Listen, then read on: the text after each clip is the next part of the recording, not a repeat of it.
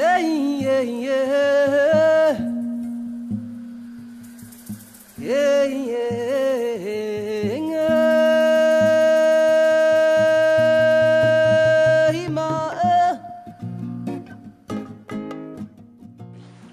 Mes domaines de recherche sont essentiellement l'immigration, les immigrations plus exactement, et en particulier les immigrations postcoloniales, parce que je pense qu'elles ont un certain nombre de spécificités qui les distinguent des immigrations antérieures.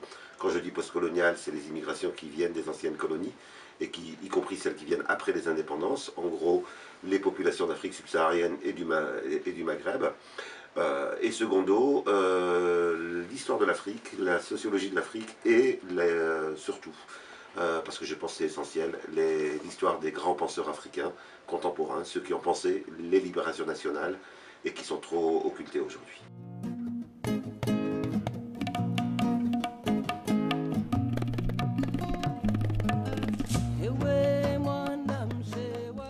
Alors, je ne pense pas que les choses vont d'abord se jouer dans le monde des idées. Je pense que c'est l'action sur le réel qui transforme les choses. Mais pour transformer le réel, encore faut-il le comprendre. Et c'est à ce niveau que la question de la pensée est essentielle. Parce que trop souvent, nous sommes capables de révolte, nous sommes capables de réaction, nous sommes capables de colère. Mais cette colère, si elle veut être victorieuse, si elle veut mettre à bas des mécanismes de dépendance pluriséculaire, si elle veut réaliser une émancipation qui soit réelle et qui aille jusqu'au bout, eh bien elle doit penser la réalité. C'est pour cela que nous avons besoin de théoriser le réel, de comprendre le réel, non pas pour remplacer l'action, mais pour éclairer l'action.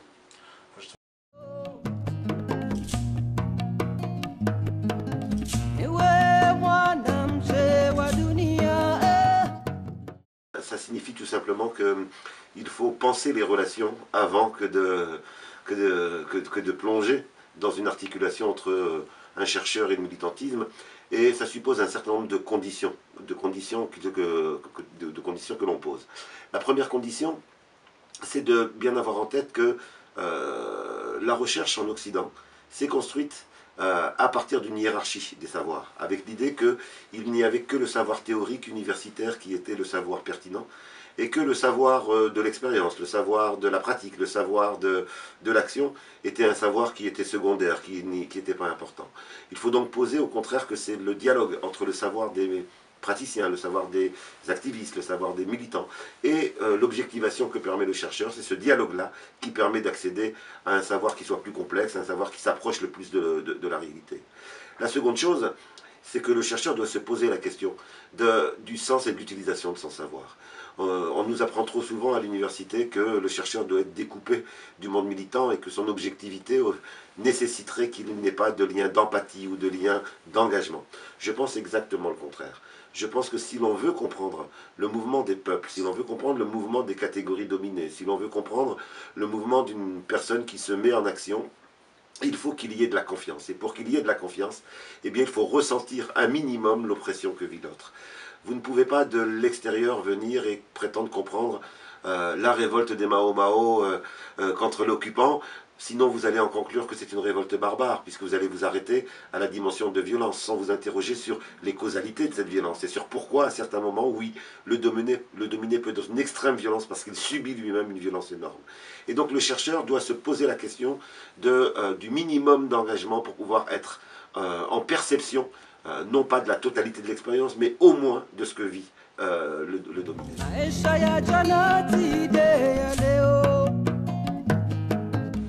Le rôle du chercheur est d'aider, pour moi, les acteurs militants à théoriser leur pratique, à ne pas s'arrêter sur un morceau d'expérience, à ne pas tirer de conclusions hâtives. Il doit être un compagnonnage avec les militants, leur donnant, leur offrant, leur mettant à leur disposition des outils d'objectivation, des outils de recherche, des outils d'enquête, parce que le militant a aussi besoin de faire des enquêtes, de telle sorte que les militants puissent à partir de là tirer leurs conclusions, mettre en place leurs priorités, élaborer des stratégies. Ce n'est pas lui qui va le faire à la place des militants, mais il peut leur fournir un certain nombre d'outils, il peut se mettre au service d'une lutte. Vous aurez compris que je m'inscris dans un des courants de la pensée qui est symbolisé par un grand monsieur qui s'appelle Gramsci. Gramsci disait que les dominés ont besoin de penseurs organiques, ils ont besoin d'intellectuels organiques, d'intellectuels qui acceptent de se mettre au service des dominés. On cite souvent Gramsci, c'est parce que ses travaux sont importants. Je voudrais en citer un autre qui est moins bien cité, mais qui va dans le même sens, qui est Amilcar Cabral en Afrique. Peut-être parce qu'il est africain, on le cite moins souvent.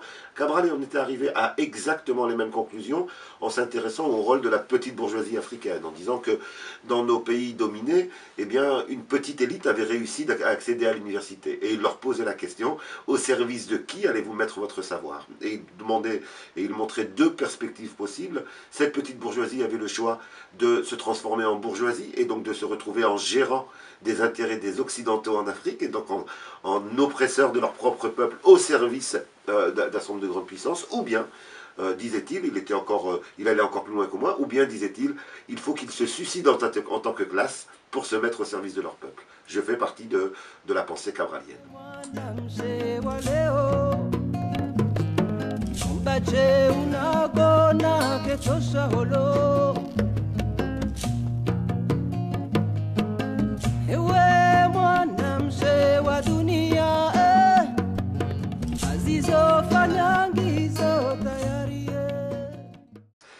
Personnellement, je pense que s'il veut apporter quelque chose d'important à sa séquence historique, au moment historique où il vit, il ne peut pas se contenter d'une dimension de recherche abstraite. Il doit être en lien avec la réalité du monde, en lien avec la souffrance du monde, en lien avec les espoirs du monde également. Et donc je pense que cela n'est pas possible s'il crée un fossé entre lui et ceux qui tentent de transformer le monde. Et donc je pense qu'effectivement, l'intellectuel qui se met au service d'une cause, tout en gardant sa distance objectivante, mais qui se met au service d'une cause, et bien cet intellectuel-là remplit un rôle historique qui est nécessaire.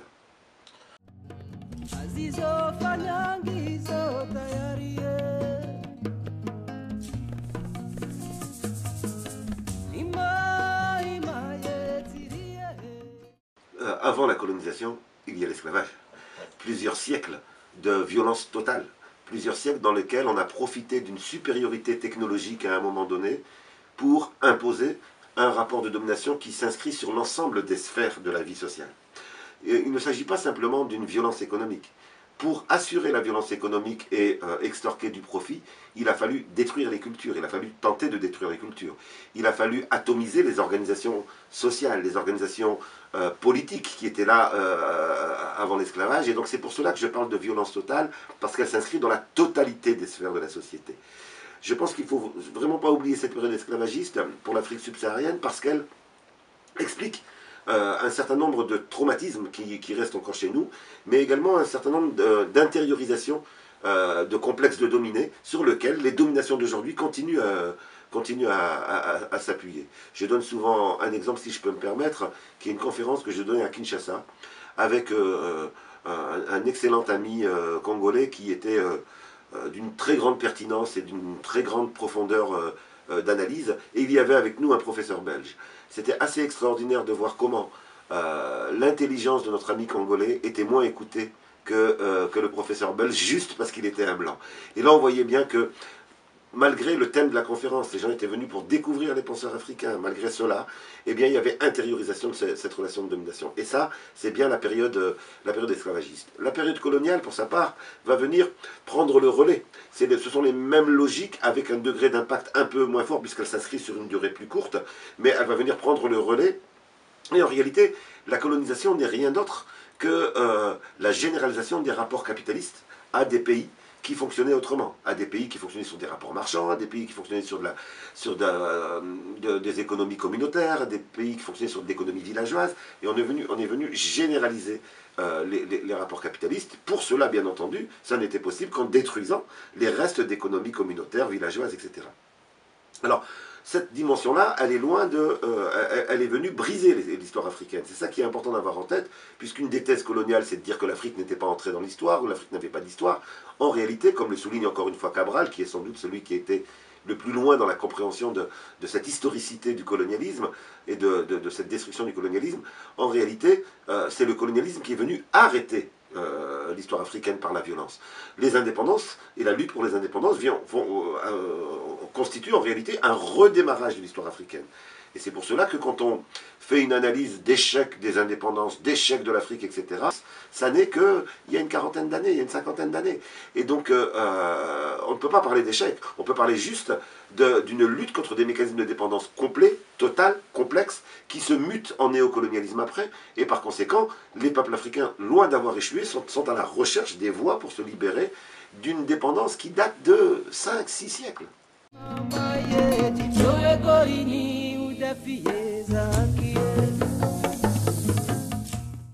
Un autre grand homme, Frantz Fanon, nous expliquait deux choses. Il nous expliquait, et je le dis au passé parce que malheureusement, nous avons tendance à l'oublier aujourd'hui, alors que c'est d'une très grande modernité que cette thèse-là. Il nous expliquait que pour pouvoir coloniser, il faut non seulement agir sur le peuple colonisé, mais aussi sur le peuple du pays colonisateur. Pour que la colonisation soit possible, légitime, pour qu'elle ne provoque pas de manifestations d'opposition ici en France ou en Angleterre, etc., il fallait justifier aux yeux du peuple colonisateur la légitimité de cette colonisation, voire même l'aspect souhaitable de la colonisation.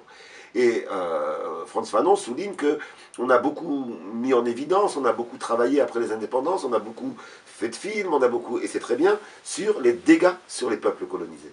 Mais on n'a pas fait de film, on n'a pas témoigné sur les dégâts sur le peuple du pays colonisateur. En réalité, pour que la colonisation comme l'esclavage soit possible, il faut diffuser un sentiment d'infériorité du côté du peuple agressé et un sentiment de supériorité du côté du peuple du pays agresseur. Et on a eu la construction tout au long des siècles derniers, hein, à partir du XVIe jusqu'à aujourd'hui malheureusement, on a eu la production d'un sentiment de supériorité du côté du peuple colonisateur. Ce sentiment de supériorité n'a pas d'autre nom que le racisme, puisqu'il s'agissait de justifier une hiérarchisation des personnes en fonction de leur origine pour pouvoir expliquer que le devoir de civilisation nous obligeait à y aller. Et donc par conséquent, on a bien là la construction du racisme. Très souvent, on fait une erreur à propos du racisme. Très souvent, on nous dit que le racisme a toujours existé, ce qui est faux. Le racisme est daté historiquement. Ce qu'il y avait avant cette idéologie de hiérarchisation, c'était des conflits. Mais jamais, par exemple, le conflit entre deux tribus africaines ou deux tribus du Maghreb, n'ont jamais signifié que l'on considérait les autres comme des inférieurs. Au contraire même, dans beaucoup de cultures, on essayait de capter ce que l'on estimait être des dons, des savoirs, des forces des pays qu'on agressait. Et donc il n'y a jamais eu une théorisation idéologique disant les uns sont supérieurs aux autres. C'est avec l'esclavage puis la colonisation qu'on a eu besoin pour justifier de théoriser une hiérarchisation des êtres humains. Ça, c'est daté de cette période-là. Et Frantz Fanon nous apprend une dernière chose, en nous disant, faisons attention, le racisme a une histoire. C'est-à-dire que le racisme, s'il est daté des débuts de l'esclavage, il a une histoire, c'est-à-dire qu'il va changer de visage en fonction du rapport de force. Et Frantz Fanon souligne deux visages du racisme en disant, en gros, jusqu'en 1945, et un petit peu moins jusqu'en 1960, on a eu le racisme biologique. C'est-à-dire qu'on disait les Noirs ont un corps biologiquement inférieur aux Blancs. On disait les Arabes du Maghreb, les Berbères du Maghreb, n'ont pas le cerveau qui est identique à celui des Blancs d'Europe. Et donc, on peut les hiérarchiser. Mais ça, le nazisme, comme disait Aimé Césaire, le nazisme, ça a été une colonisation entre Blancs. Le nazisme, ça a été l'utilisation sur des Blancs des méthodes qui révoltaient personne ici, et enfin personne, très peu de gens en tout cas, qui révoltaient, tant qu'on le faisait sur des Noirs, tant qu'on le faisait sur des colonisés. À partir du moment où ça se fait sur d'autres Blancs, là, le biologique ne passe plus. Hitler a appliqué le racisme entre Blancs, et là, du coup, le racisme biologique ne pouvait plus fonctionner. Donc on a inventé une seconde forme de racisme, hein, le même racisme a changé de visage, et c'est devenu le racisme culturaliste. C'est-à-dire que ça n'est plus les corps qui sont hiérarchisés, c'est les cultures. On va dire non, non, un noir, c'est exactement le même corps qu'un blanc, un arabe, c'est exactement le même corps qu'un blanc, donc il n'y a pas de hiérarchie, mais ils ont des cultures inférieures. Et donc, du coup, il faut aller leur enlever leur culture, s'ils veulent avancer, ils doivent abandonner leur culture, ils doivent céder leur culture pour être dans une soi-disant culture moderne qui est en réalité la culture occidentale. Et donc là, on voit bien que le racisme est un projet qui accompagne d'abord l'esclavage, puis la colonisation, et dans son nouveau visage, la néocolonisation d'aujourd'hui.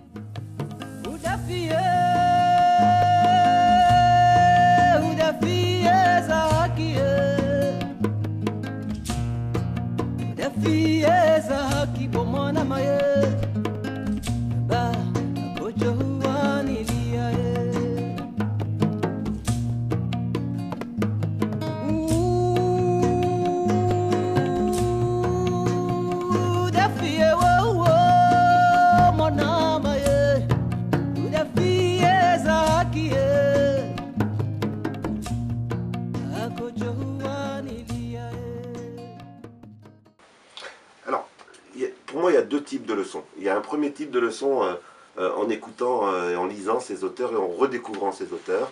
Et j'appelle vraiment tous les Africains à se replonger dans la découverte des penseurs combattants des décennies 50, 60 et 70. Non pas pour les copier, parce qu'effectivement certains de leurs aspects sont dépassés par les événements, mais pour repérer ce qui est transversal, ce qui ne va pas bouger avec le temps, parce que c'est les quelques éléments qui sont en lien avec la dépendance. Tous ceux qui ont tenté de penser la sortie de la dépendance ont apporté des réflexions qui nous servent encore aujourd'hui, parce que nous sommes encore dans une dynamique de dépendance. Donc pour moi, il y a deux types de leçons. Le premier type de leçon, c'est vraiment considérer que nous-mêmes avons intériorisé les mécanismes de domination, et qu'il faut donc nous libérer culturellement, nous libérer idéologiquement, c'est-à-dire qu'il faut éliminer de nos réflexes, de nos habitudes, de nos manières d'être, tout ce qui est intériorisé comme sentiment d'infériorité. Ça, pour moi, c'est une première grande dimension. Et la seconde, c'est qu'en réalité, nous avons vraiment à construire un processus qui s'inscrit dans la durée. Il n'y aura pas d'émancipation qui sera rapide, parce qu'il s'agit en réalité de déconstruire tout un système pour pouvoir en mettre en place un autre. Et cette déconstruction, eh bien, on n'y arrivera pas pays par pays. On n'y arrivera pas pays par pays, parce qu'en réalité, ceux qui nous disent que c'est un échec l'Afrique depuis 50 ans, oublient de regarder toutes les expériences d'émancipation. Et il y en a eu plein. Il y a eu plein de tentatives d'en sortir. Simplement, le rapport de force, quand c'est pays par pays, n'est pas suffisant. Et là, on pourrait dire que c'est un constat de 50 ans, mais Nkrumah nous avait déjà averti. Nkrumah nous avait déjà montré que le rapport de force pour sortir des pressions militaires, des pressions économiques, des mécanismes liés à la monétarisation, liés à l'utilisation des grands flux monétaires internationaux. Il allait même, dans son livre sur l'Afrique doit s'unir, il décrivait dans le détail tous les mécanismes de dépendance, y compris le monopole sur les moyens de transport qu'avaient les grandes compagnies internationales, et il soulignait qu'à ce niveau-là, pays par pays, le rapport de force, il est toujours en notre défaveur. Et par conséquent, ça signifie bien que nous devons penser à un échelon qui dépasse la nation, qui renvoie à plusieurs nations et qui renvoie, si tant est, à l'idéal panafricain. Je rappelle qu'à Accra, en 1958, dans ce moment d'espoir, dans ce moment dans lequel les indépendances, non seulement les indépendances étaient proches, mais où l'Afrique se concevait comme un continent ayant le même destin, à Accra, on réfléchissait à ce qui était appelé les États-Unis socialistes d'Afrique. C'est-à-dire qu'on réfléchissait à cette idée que le pétrole algérien pouvait servir à alimenter l'ensemble des pays africains, et que le minerai d'Afrique du Sud pouvait servir à toute l'Afrique, et que le marché intérieur africain était suffisamment ample pour permettre un réel développement.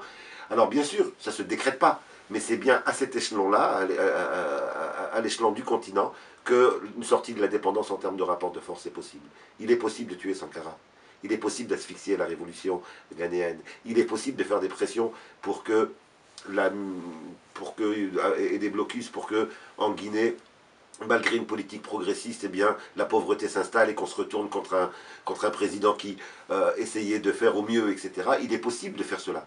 Mais on voit bien, par quelques exemples, qu'à chaque fois que la solidarité a pu jouer, ça ne s'est pas fait. Je rappelle souvent le nom de Sékou Touré. Le nom de Sékou Touré à De Gaulle, lui demandant est-ce que vous voulez rester dans l'union avec la France ou bien est-ce que vous voulez l'indépendance. Tous les pays, la plupart des chefs d'État des futurs pays africains disent non, on veut rester avec la France, et Sékou Touré dit non. Immédiatement on essaye de l'asphyxier. Qu'est-ce qui va se passer? Élan de solidarité, le Ghana à côté fournit du riz, il profite de ses relations avec la Chine et avec l'URSS pour avoir de quoi nourrir l'ensemble des grandes puissances. Ce type de choses qu'on a fait dans l'urgence pour la survie est possible dans le calme, sur le soutien de chaque expérience qui pourrait se mettre en place. Sankara a été laissé trop seul lorsque l'expérience burkinabé a eu lieu, et les grandes puissances s'évertuent de diviser pour régner, bien entendu.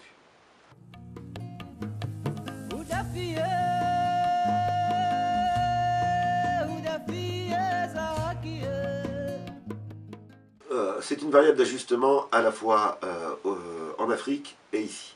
Au niveau de l'Afrique, l'essentiel des économies africaines reste guidé par des préoccupations qui viennent des grands pays industrialisés. C'est ici, en fonction des besoins de maximisation du profit, en fonction des besoins des économies ici, que se prennent les décisions qui vont s'appliquer ensuite en Afrique. Et c'est donc parce qu'on a besoin de coltan que l'on va déstabiliser le Congo. C'est parce qu'on a besoin de telle grande route à tel endroit pour accéder aux minerais que l'on va construire cette route et qu'on va laisser une autre partie du pays sans route. Donc c'est bien des choix de ceux qui dominent l'économie mondiale qui prennent des décisions. À ce niveau-là, ces politiques sont les véritables causes de l'immigration. Et le fait que l'on prenne des décisions ici, eh bien, a des conséquences là-bas, et donc on a déjà là une dimension de variable d'ajustement. Mais surtout, c'est une variable d'ajustement ici. C'est-à-dire que la politique de fermeture des frontières ici, parce qu'on aurait pu avoir cette politique et puis une ouverture des frontières ici. La politique de fermeture des frontières ici n'a pas pour vocation d'empêcher l'immigration. Elle a pour vocation de laisser les immigrés qui arrivent d'Afrique, qui arrivent de Syrie aujourd'hui, qui arrivent d'ailleurs, etc., de les amener à rester dans la clandestinité. Parce qu'en réalité, quand on regarde beaucoup de ces sans-papiers qui arrivent, puisqu'il n'y a plus de voie d'immigration légale aujourd'hui, en réalité, ils travaillent. Ils travaillent. Et l'expulsion de ces immigrés est une réalité massivement impossible. Elle coûterait trop cher. On a effectivement quelques dizaines de milliers qui sont expulsés chaque année, mais quelques dizaines de milliers expulsés chaque année, ça signifie qu'on en a plusieurs centaines de milliers, je ne parle que de la France, plusieurs centaines de milliers qui sont ici et qui ne repartiront pas. Et qui vont rester 3, 4, 5, 10 ans dans une situation de non-droit. Donc on a une logique économique qui fonctionne en sachant qu'on ne peut pas expulser les sans-papiers, et qui les maintient dans une dimension de non-droit. Où vont ces sans-papiers? Les sans-papiers vont dans les branches industrielles, qui ont des besoins de main-d'œuvre brusques. Et donc ils peuvent passer du bâtiment à l'hôtellerie, de l'hôtellerie au nettoyage, du nettoyage à toutes ces branches, à l'industrie textile, la petite industrie textile. Cette main-d'œuvre, elle navigue en fonction des besoins de main-d'œuvre, et ça, c'est de l'ajustement structurel, c'est-à-dire qu'on a bien une variable d'ajustement, une main-d'œuvre qu'on peut sortir d'un secteur pour la mettre dans un autre secteur, qui peut passer 2 mois ici, 3 mois ici, 4 mois ici, et donc ça, c'est une véritable variable d'ajustement structurel. Le rêve de ceux qui veulent maximiser le profit, parce qu'on n'a pas à les licencier, il n'y a pas de procédure au prud'homme, il n'y a pas de démarche, etc. C'est juste, bien, j'arrête de te prendre, tu es obligé de chercher ailleurs, et toi tu vas là où on appelle de la main-d'œuvre. Et donc on est bien sur une dimension de variable d'ajustement structurel. Nous sommes dans le retour du prolétariat, c'est-à-dire d'un travailleur salarié qui n'a aucun droit. C'est le travailleur français du XVIIIe siècle. Et là, bah oui, c'est des Noirs et des Arabes qui font ce travail-là.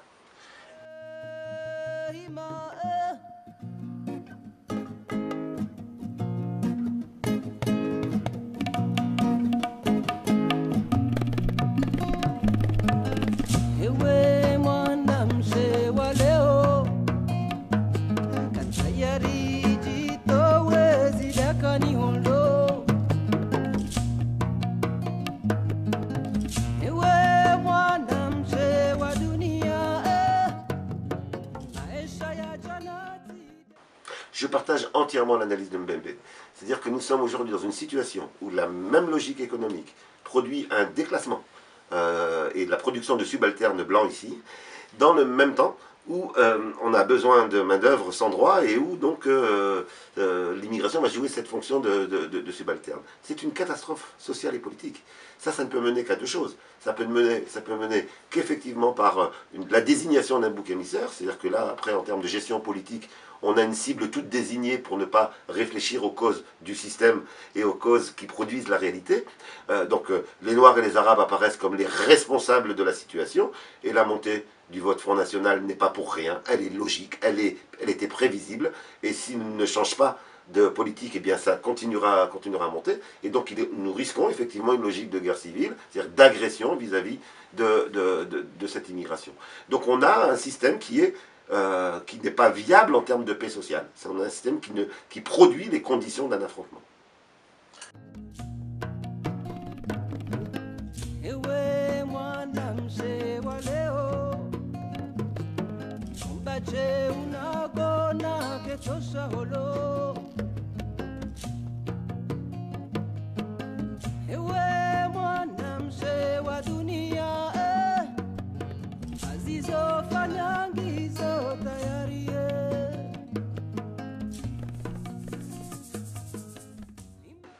D'abord, il faut souligner que, je suis d'accord avec votre manière de poser la question, mais il faut souligner que ça n'est pas encore un acquis dans le débat sociologique, politique, etc. Trop de gens sont encore dans une attente en disant « mais écoutez Mamadou, écoutez Fatima, attendez un petit peu, faites que vous allez souffrir un petit peu comme les Italiens, les Polonais, etc. et les choses vont se passer ». Je pense exactement l'inverse. Je pense que nous avons une réalité spécifique avec des immigrations qui viennent des anciennes colonies. Je pense que la distinction, c'est que pour les Polonais, les Espagnols, les Portugais, il y a eu de la xénophobie, il y a eu de la violence, il y a eu de la discrimination, mais elle s'est arrêtée aux dites premières générations, première génération entre guillemets. Pour les immigrations postcoloniales, nous avons une réalité que j'ai résumée dans un de mes écrits comme étant la transmission transgénérationnelle du stigmate xénophobe.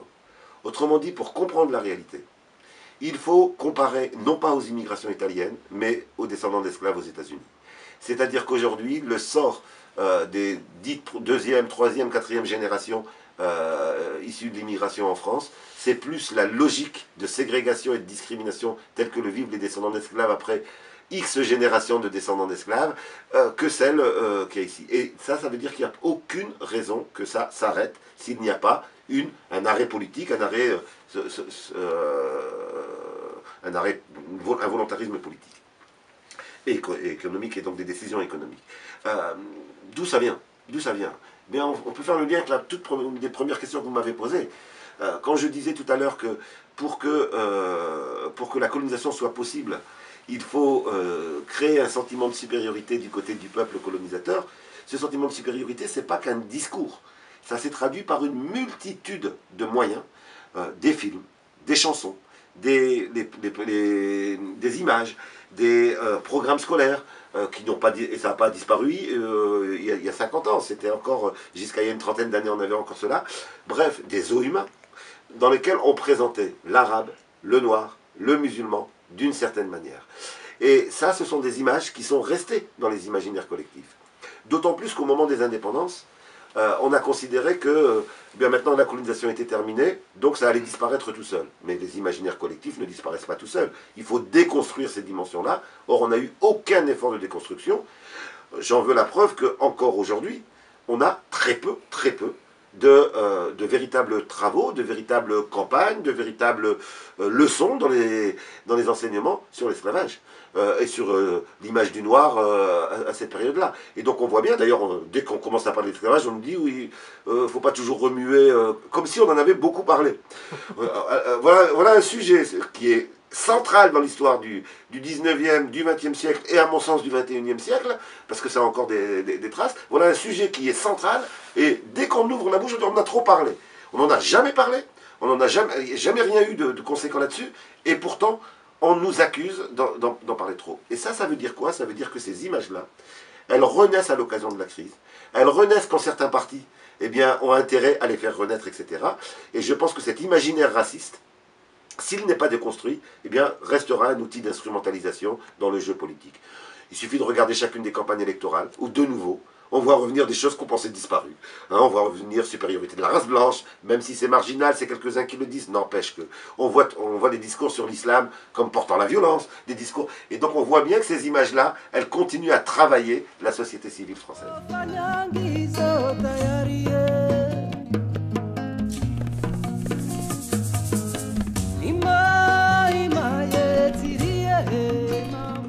Pour moi, il y a un premier âge qui a été un âge qui est l'âge de la libération nationale. Voilà. Toute une jeunesse, parce que c'est la jeunesse qui a été souvent à l'avant-garde de cela. Non pas que les parents n'aient rien fait, les parents ont résisté comme ils le pouvaient, mais c'est la génération qui vient, en gros, dans les grandes transformations du début du siècle dernier, et qui, avec la révolution en Union soviétique qui bouscule le monde, avec ces jeunes qui arrivent ici en pays industrialisé pour travailler et qui sont en contact de toute une série de théories émancipatrices, avec les premières contradictions entre grandes puissances, etc., on va avoir une maturation, l'idée que l'émancipation est possible. Il faut se rappeler qu'avant ça, on avait quoi? Avant ça, on avait eu la destruction par la violence de toutes les formes de révolte. Et par conséquent, c'est une reprise de l'initiative à ce moment-là. Cette jeunesse, elle a comme disait Fanon, hein, chaque génération a une mission qu'elle doit mener sans forcément l'avoir conceptualisée totalement. Donc elle a à penser l'émancipation nationale. On va avoir un second âge à partir des premières indépendances. Hein. Quand je dis ça, ce n'est pas la date des indépendances, c'est cette période-là, dans laquelle on a d'autres penseurs, donc une jeunesse à ce moment-là, qui est amenée à penser quoi? Ben, à penser l'idée que l'indépendance, ça n'est pas simplement un drapeau. D'ailleurs, l'expression seconde indépendance est inventée à ce moment-là, par Augusto Neto, je crois, si ma mémoire ne me fait pas défaut, je crois que c'est Neto, qui pense cette idée qu'il nous faut une seconde indépendance. C'est-à-dire que l'indépendance doit aller plus loin. Elle ne doit pas être simplement l'acquisition d'un État, de ministres, de drapeaux et d'un hymne national, mais doit poser la question de l'indépendance économique. Et puis, on va connaître, cela ça va durer jusqu'aux années 65-70, avec un point d'orgue plein d'espoir. C'est pour mon prochain livre et là-dessus, et c'est sur la tricontinentale, ce moment fort où les peuples d'Asie, d'Afrique et d'Amérique latine se réunissent en disant pour obtenir le rapport de force contre les puissances dominantes, il faut qu'on soit ensemble. Donc ça a été l'apogée de la prise de conscience, l'apogée des tentatives d'organiser la libération. Eh bien, le second âge va durer jusqu'à cette dimension-là. C'est d'ailleurs la peur, par un certain nombre de grands pays industrialisés de cette tricontinentale, qui va provoquer la réaction à partir des années 70. La réaction, elle va consister à faire des coups d'État et à assassiner un certain nombre de leaders. Je vous rappelle que c'est à cette période-là que Nkrumah, qu'un coup d'État est organisé avec le soutien des USA, que Cabral est assassiné après, qu'on a toute une série d'assassinats en Afrique et de coups d'État. Bref, ça n'est pas une défaite de la pensée africaine que le reflux qu'on a eu, mais le résultat de nouveau d'un cycle de violence. Pas la même violence qu'à l'époque coloniale, une violence plus individuelle. Et ils avaient compris, ils ont ciblé nos penseurs, ils ont ciblé un certain nombre de personnes, non pas que l'histoire se fait par les penseurs, mais ces penseurs étaient portés par leur peuple. Et donc il s'agissait d'enlever une tête, d'enlever les têtes en espérant l'éparpillement. La jeunesse africaine aujourd'hui bénéficie de cette histoire. C'est ce que Sankara disait. Sankara disait, je ne suis pas plus intelligent que mes prédécesseurs, parce qu'effectivement Sankara apporte des choses en plus que ses prédécesseurs n'ont pas apporté. Mais il était très modeste et il avait raison, où il disait, je ne suis pas plus intelligent qu'un Nkrumah, qu'un Lumumba, qu'un Ben Barka, etc. Je ne suis pas plus intelligent qu'eux, je bénéficie de leur expérience. Aujourd'hui, nous avons deux nouvelles générations militantes qui se remettent en mouvement et qui savent qu'il ne suffit pas de l'indépendance politique, qu'il ne suffira pas simplement de l'indépendance économique, individuelle, nation par nation, mais qu'il faut penser la solidarité pour pouvoir réunir le rapport de force. Ça n'est pas un hasard qu'il y ait des liens beaucoup plus forts entre mouvements. Quand je vais en Afrique, je sens tel groupe de jeunes de Dakar, dès qu'il sait que ça bouge au Burkina, il va regarder, ça m'intéresse. C'est une conscience pas forcément construite, pas forcément... Il n'y a pas eu de grande théorie, il n'y a pas des livres qui ont été écrits là-dessus, mais c'est cette idée, ce qui se passe là-bas a des conséquences sur moi. Nous sommes sur, pour moi, un nouvel âge du besoin de panafricanisme. Il faut maintenant transformer ce besoin en mouvement. Ben,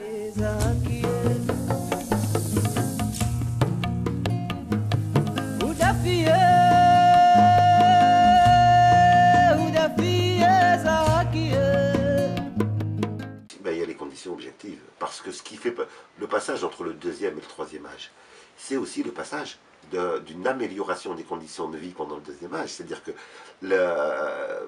pendant que Nkrumah était au pouvoir, les conditions de vie du peuple, de son peuple se sont améliorées. Pendant que Sankara était au pouvoir, les conditions de vie de son peuple se sont améliorées. Pendant qu'on avait en Algérie Ben Bella ou Boumedienne, les conditions de vie se sont améliorées. Tous ces leaders progressistes ont signifié, pour le paysan moyen, pour l'ouvrier moyen des pays africains, ont signifié un progrès. Les enfants ont accédé à l'école, ce qui n'était pas le cas avant les indépendances. Donc tout ça, ça a été des progrès palpables. La disparition, la fin de ce second âge, ça a signifié quoi? Parce que ce qui est appelé ici la mondialisation, et cette mondialisation, elle signifie quoi?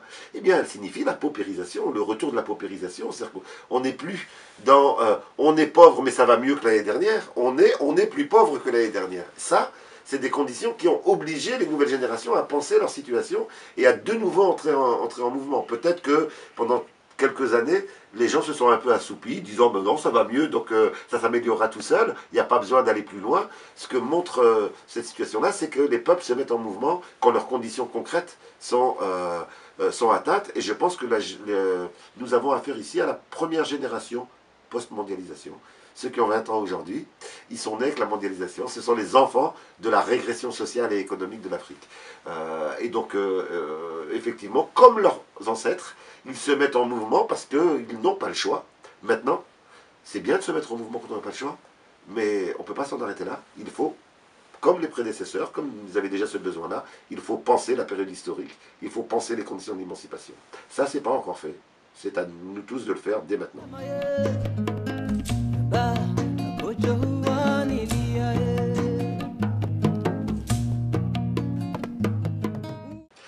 Voilà une expérience dans laquelle plusieurs pays, en même temps, tentent, chacun avec leur spécificité. Le projet politique en Bolivie, d'un Morales et de son parti, n'était pas le même que celui d'un Chavez, qui n'était pas le même que celui de Cuba, etc., mais qui tous avaient un point commun, la sortie de la dépendance. Ces États, enfin l'Amérique latine, sont une source d'inspiration pour nous pour deux choses. La première, à l'échelle de chacune de nos nations. Ce sont des pays qui ont rompu avec la conception qui nous vient d'Europe de la nation. La conception qui nous vient d'Europe de la nation, c'est une seule langue, une seule culture.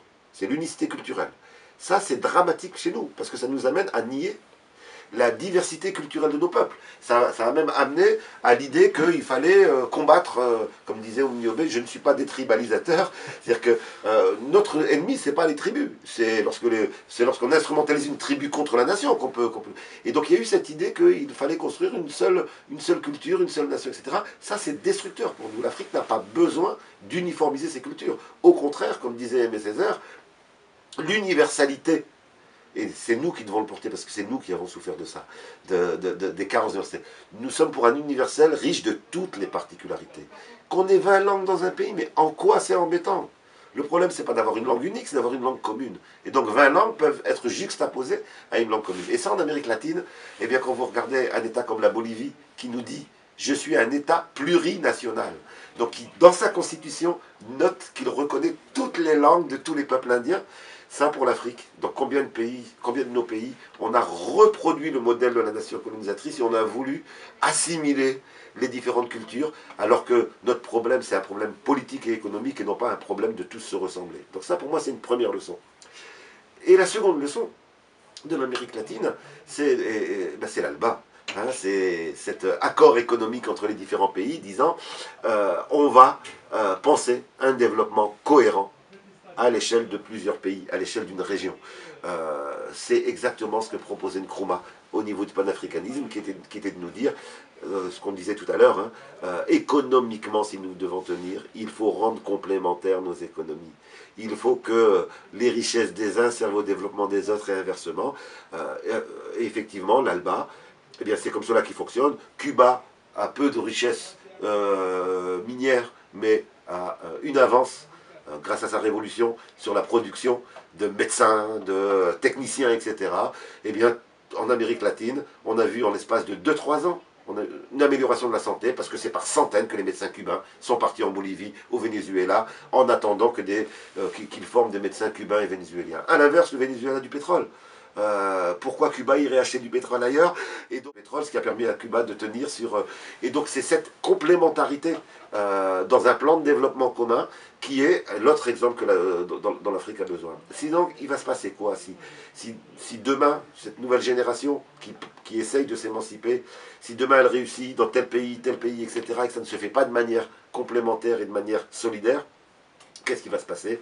Eh bien, ce qui s'est passé avec l'assassinat de Sankara, ce qui s'est passé avec d'autres, on va isoler chacune des expériences l'une de l'autre pour pouvoir les détruire l'une après l'autre.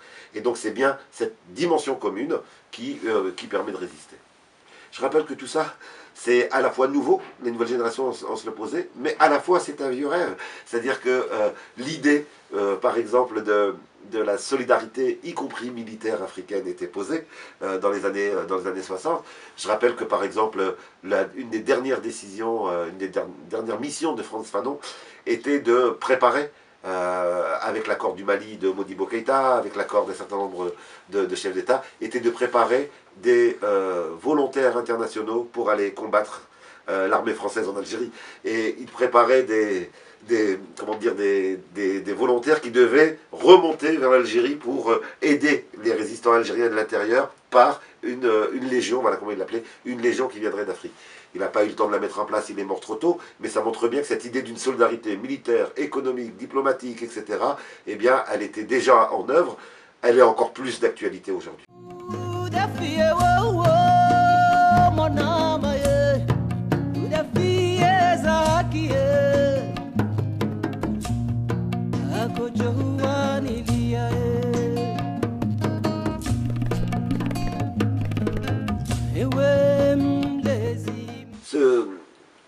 Les mêmes raisons que pour le reste de l'Afrique.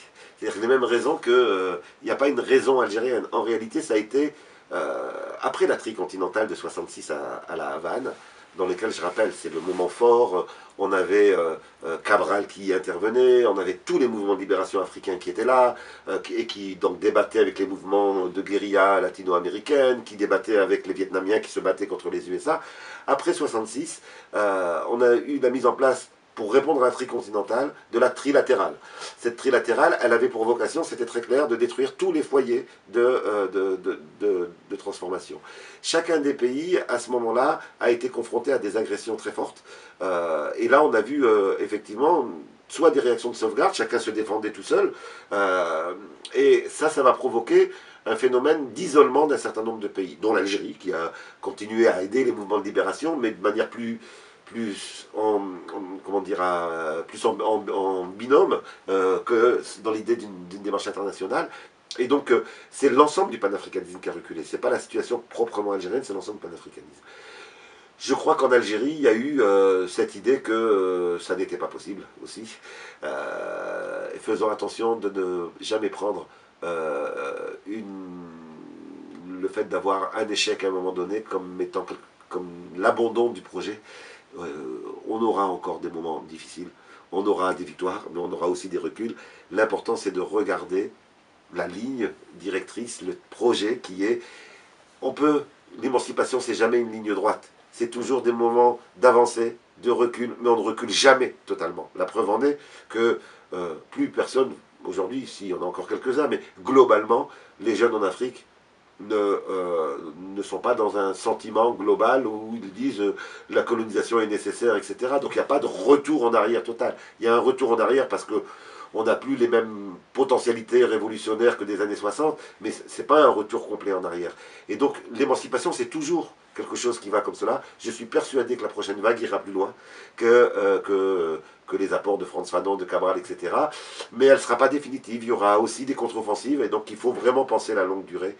Il aura fallu aux puissances industrialisées 6 siècles pour obtenir une mise en dépendance totale. Sans doute qu'il nous faudra, non pas 6 siècles, mais de longues années avant d'aboutir à une émancipation totale.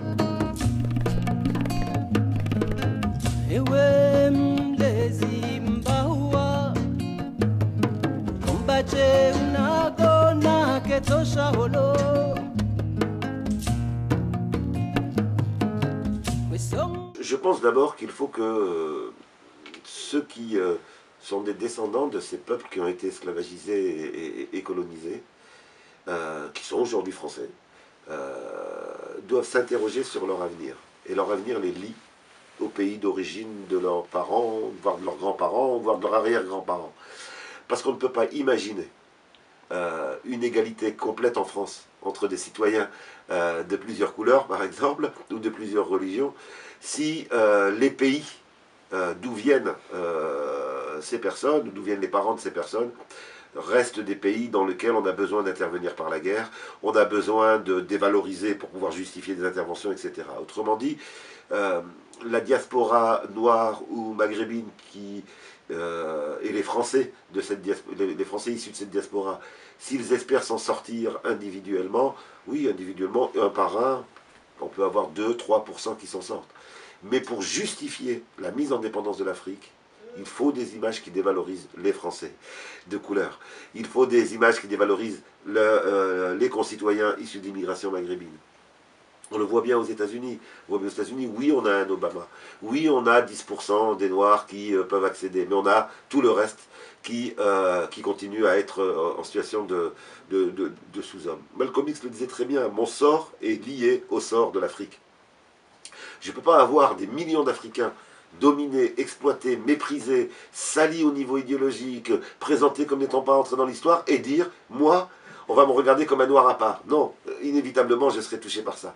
Et donc, ça, c'est pour moi la première condition. La seconde condition, c'est d'avoir en tête que le morceau d'histoire de l'humanité qui s'est joué ici n'est pas l'histoire de l'humanité. C'est un morceau d'histoire de l'humanité. Et donc, nous avons un devoir de connaître l'histoire. Ça n'est pas un hasard si un Cheikh Anta Diop n'est pas enseigné. Ça n'est pas un hasard si on a aujourd'hui de nombreuses personnes issues de l'immigration qui ne connaissent pas cette histoire l'histoire réelle de l'Afrique et les travaux de Cheikh Anta Diop. Et donc, on a vraiment aujourd'hui à nous poser la question de la réappropriation de l'histoire. Et puis, troisièmement, on a tout en restant dans le cadre de la légalité. Il ne s'agit pas de se mettre en porte-à-faux, ni d'appeler à faire n'importe quoi, mais tout en restant dans la légalité, on a à dire la réalité. On a à dire la réalité. Dire la réalité, c'est être radical. Oui, aujourd'hui, comment parler de l'immigration ici? Voilà, je m'appelle Mamadou, je m'appelle Fofana, je m'appelle Saïd, je m'appelle Fatima, je m'appelle Aminata, j'habite en France, je connais, de par ma trajectoire, un certain nombre de choses. Comment se taire quand on nous dit que l'immigration, c'est simplement des gens qui veulent un amour de France? Voilà ce qu'on a pu entendre du côté de 5 personnes. Si moi, je ne viens pas dire, non, non, je suis obligé de vous tenir un discours radical parce que la réalité est radicale, c'est l'oppression et le pillage de l'Afrique qui crée l'immigration. Ce sont vos guerres qui créent l'immigration. Ça, nous avons, j'espère qu'un jour nous ne serons pas les seuls à le dire, que, y compris des démocrates ici, qui n'ont rien à voir avec l'Afrique dans leur trajectoire familiale le diront aussi. Mais si on veut qu'un jour ils le disent massivement, ben nous ne devons pas le taire aujourd'hui. Trop d'Africains aujourd'hui, du Maghreb au Cap, d'Alger au Cap, trop d'Africains aujourd'hui se taisent sur ces réalités-là, essayent de faire leur petit trou, ils pensent sauver leur peau de cette manière, ils ne sauvent rien du tout. Ils se précarisent et ils précarisent leurs enfants. Merci.